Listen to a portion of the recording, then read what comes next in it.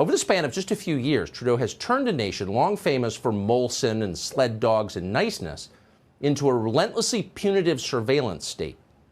People have long whispered, in dead seriousness, that Justin Trudeau is the biological son of Fidel Castro.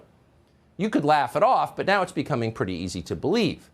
Trudeau has used systematically COVID to short-circuit democracy in Canada and to end organized Christianity there. Canadians can no longer travel freely within their own country. They can no longer return to their own country at certain parts. Pastors have been imprisoned for holding church services. The unvaccinated can be sent to jail for buying certain products in stores. In the town of Gatineau, family members were arrested for celebrating New Year's Eve in their own home.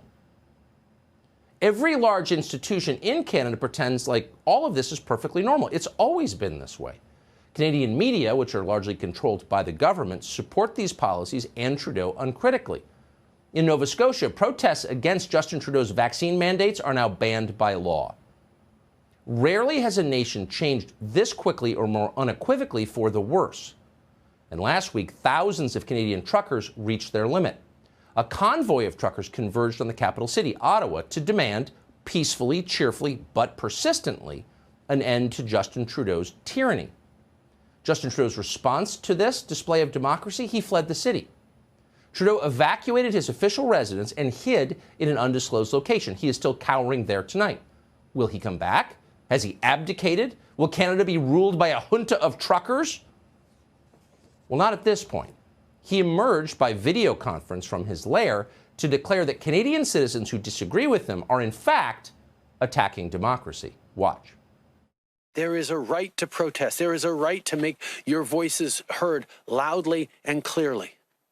But there is not a right to shut down our democracy or our democratic processes. There is not a right to abuse, intimidate, and harass your fellow citizens.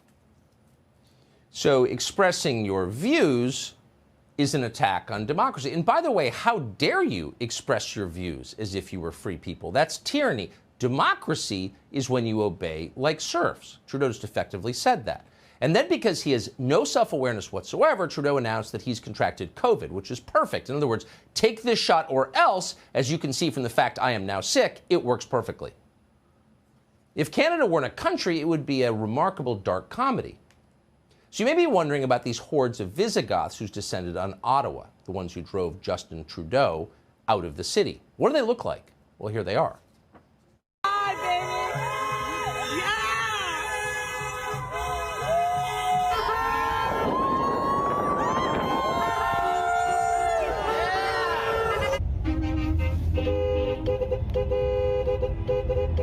I love you too.